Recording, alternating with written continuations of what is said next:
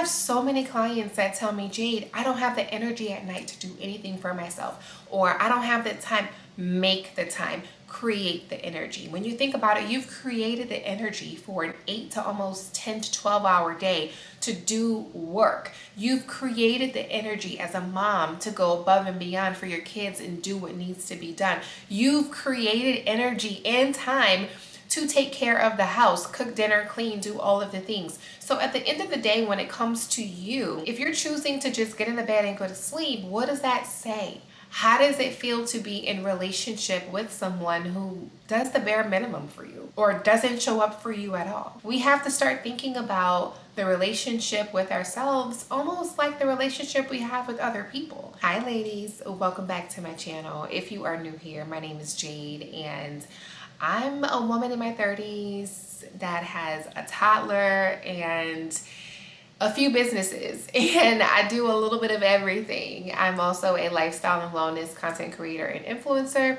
I have my main platform over on Instagram. It's the same handle at The Wealthy Brand. I think it's .co behind it, but here it's The Wealthy Brand. Anyways, welcome. I truly believe you're gonna love it here if you are, especially if you are in your 30s, because yes, I'm real time living out my mid to late 30s right now, and it's been a ride. It has truly been a ride. But today I'm going to be talking about a misconception that a lot of people have when it comes to me, especially people who have been following me for years, people who have just joined my community.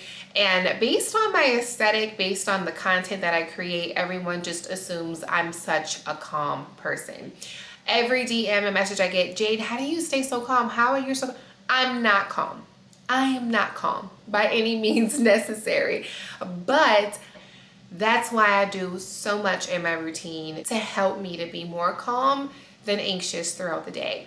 Naturally, I'm a very anxious person. Today, I'm going to be sharing with you some of the practices that I do to keep feeling calm, relaxed, and these things also help me to de-stress from my day. In this video, I'm going to be focusing on my nighttime routine, my unwinding routine.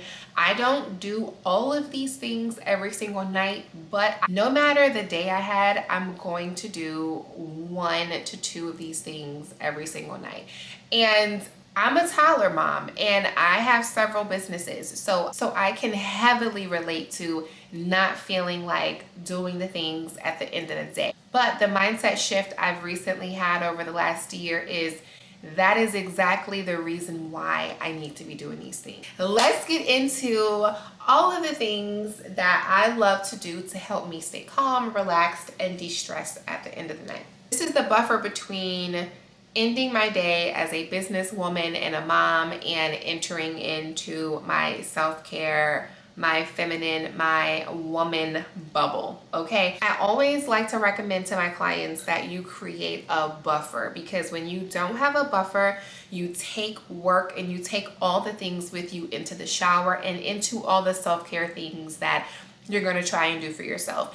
If you take those things with you, it's not going to feel relaxing. It's not going to feel calm. I get so many women who say, Jade, I take the shower, I take the bubble bath, I do my aromatherapy, but I still feel so stressed. Yeah, because did you bring work in the shower with you? Create a buffer. And so for me, that buffer is aromatherapy. My essential oil of choice is the doTERRA. I love doTERRA line.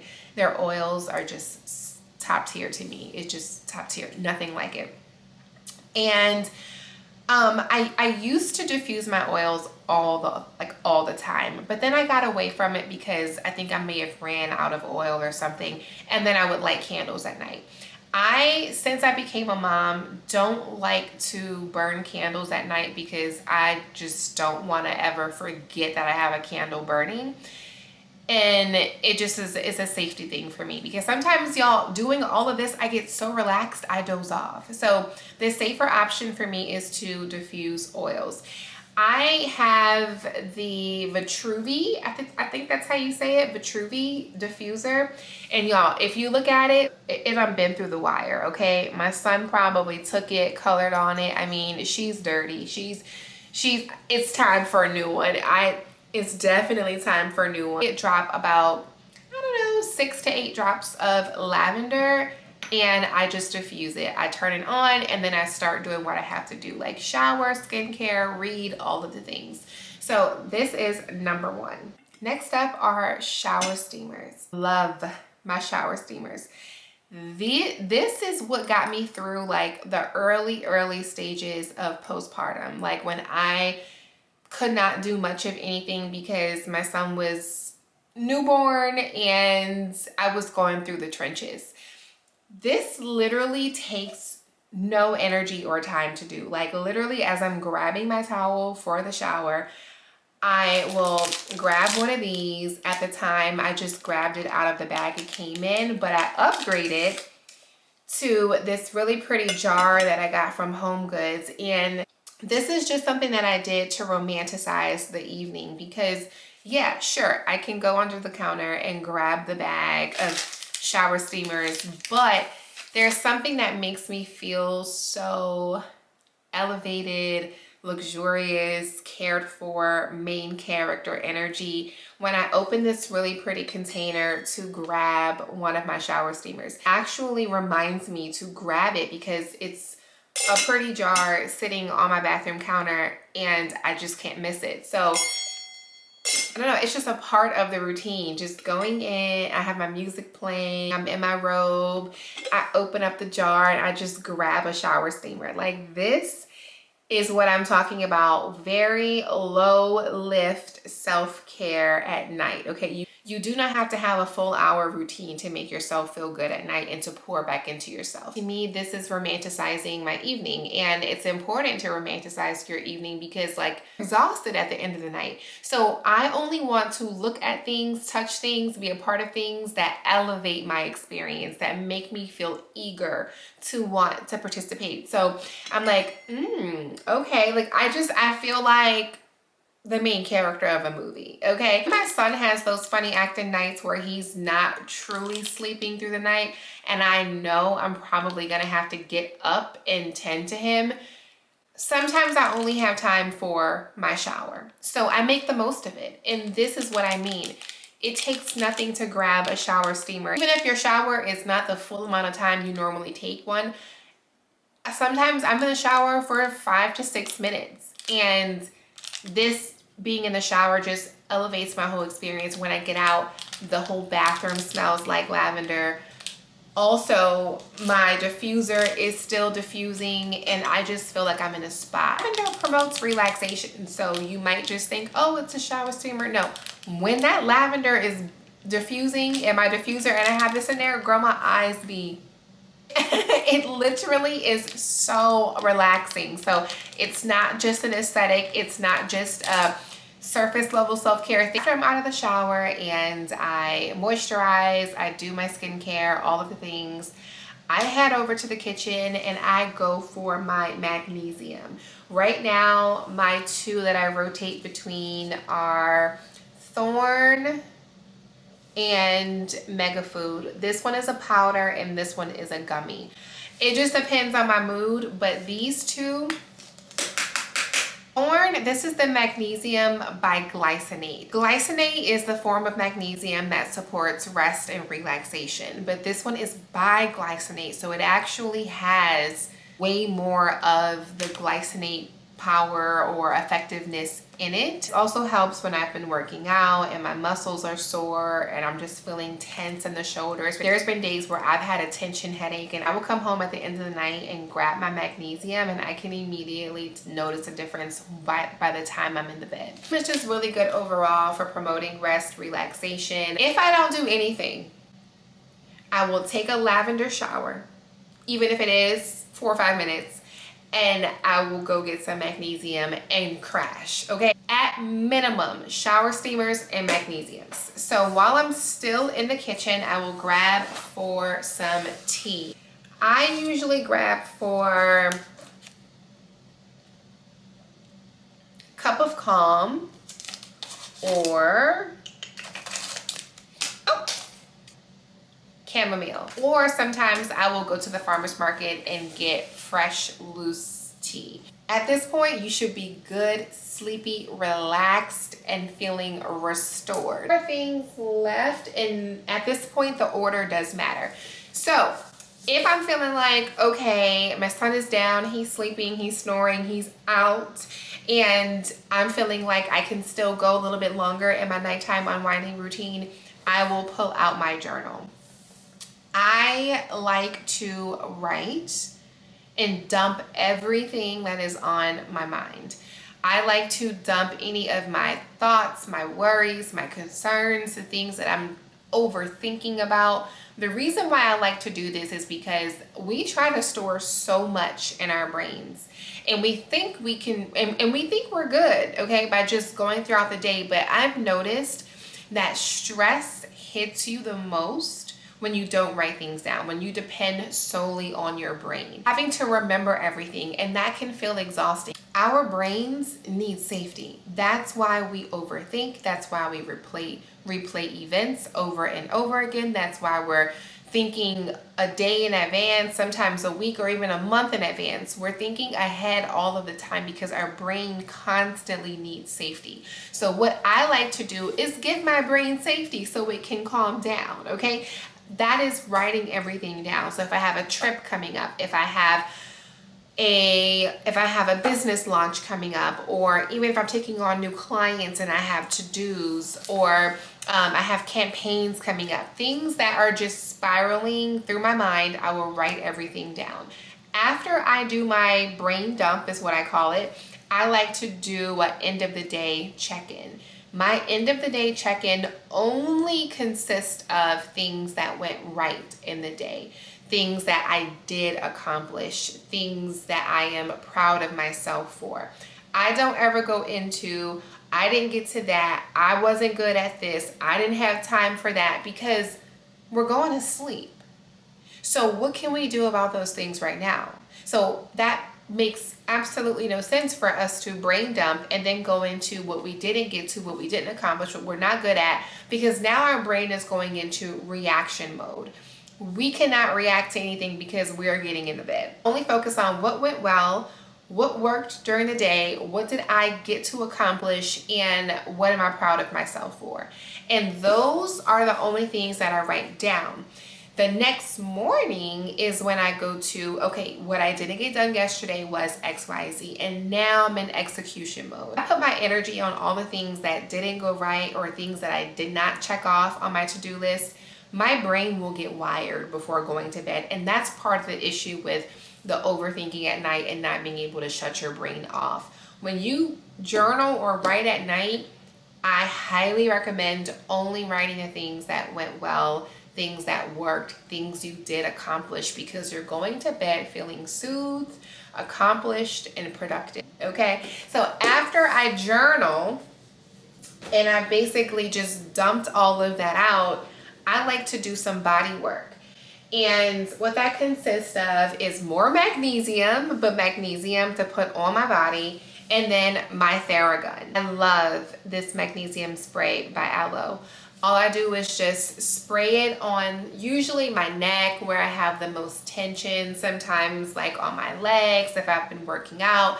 And then I just rub this in, and then I go in with my Theragun. Y'all, this Theragun, not only does it help to relieve muscle tension from working out and just being sore, but there's a setting on here that promotes sleep. Let me see what it's called. Ooh. Wait. Let me see what it's called. Oh, sleep prep. I don't know if you can see that. It shows you the areas where you're supposed to place the gun.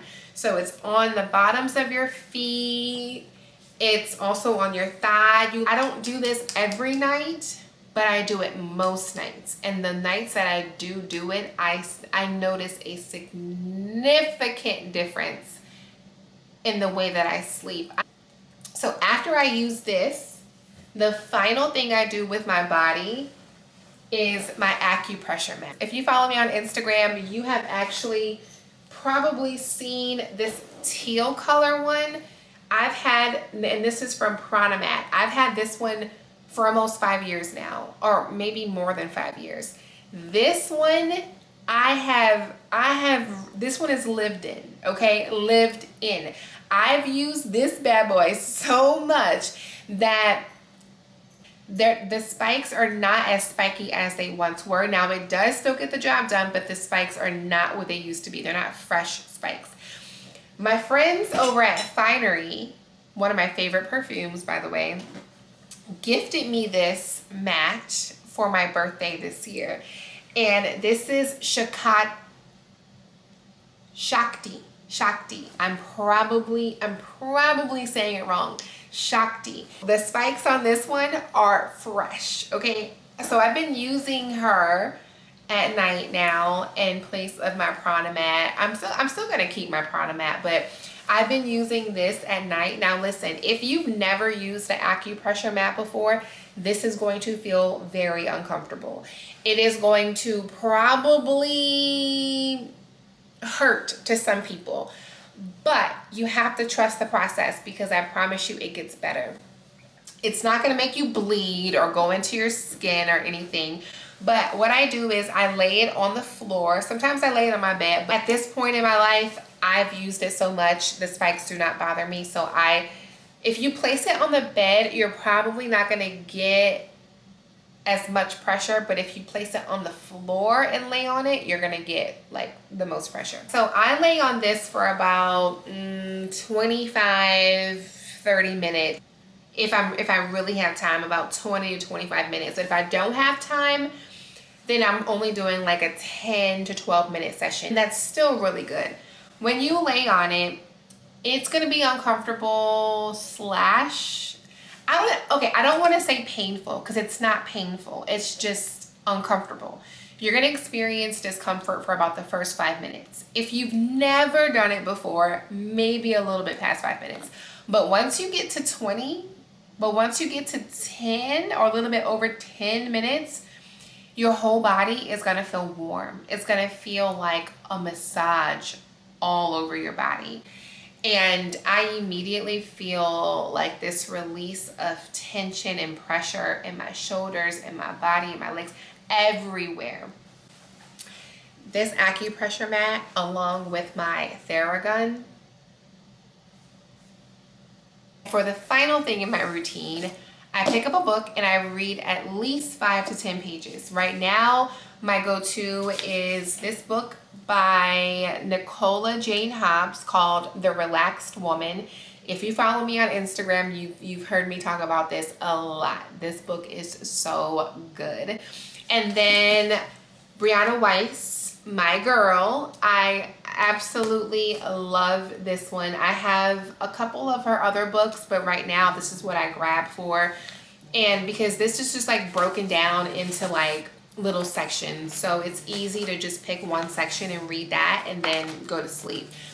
The reason why this is the last thing I do, and I don't do this after I journal, is because I'm a firm believer in releasing things from your body and then following up with body work to like move things through your body.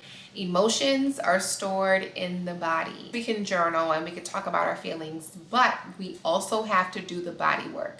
And a lot of the times when we're not doing the body work, we're still left with tense shoulders, headaches, back pain. It's because the emotions we go throughout the day are still living in our body, and we have to release them. That's why I do my Theragun and my acupressure mat. So that is why the order is what it is. I brain dump. After I brain dump, I do the body work to get everything out of my body, and then I will read to pour back into myself. And after I read, I drop to my knees and do my prayer and my gratitude.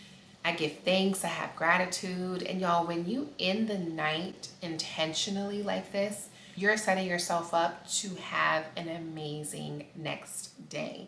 When I don't do any of these things, I'm usually in a rut, depression, or just going through a really hard time. And when you think about it, that is when we need to be doing these things the most. And when we're going through the thick of things, we stray away from these things. If you don't get anything from this video, please hear me when I say, When you are going through it, when life is lifing, you're going to want to stray away from the things that make you feel good. But we have to lean into those things instead of straying away. The more we stray away from the things that make us feel good and pour into us, the harder it is to get out of the rut or the depression or whatever it is that we're experiencing. Think about it. You're in output mode all day long. At night, you owe it to yourself to pour back into you. It doesn't have to be a 10-step process. Like I mentioned, I don't do all of these things every single night, but I have a non-negotiable. If I'm feeling like I'm at my bare minimum and I really don't want to do anything because I'm just really going through it, lavender shower steamers and my magnesium. Those are my two non-negotiables. And when you commit at least 1 to 2 things to yourself, even when you're in a bare minimum day, it speaks to the relationship you have with yourself. It builds your confidence, and it also just reminds you that you're here for you and you are deserving of it. So I will be sure to link everything that I shared with you in the comment section. If you have any questions about anything that I use or that I shared, please ask and I will do my best to answer.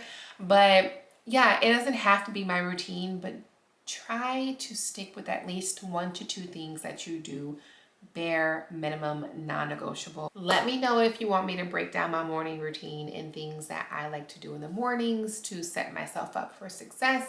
It is very chaotic right now because I have a toddler that is going through tantrums frequently. So getting out of the door to get ready for school is very hard, but I still have things that I do when I wake up in the morning, but also after I bring him to school, I do like another routine for myself that's uninterrupted. So if you have questions about that or would like to know more about that routine, let me know and I will do it. See y'all next time.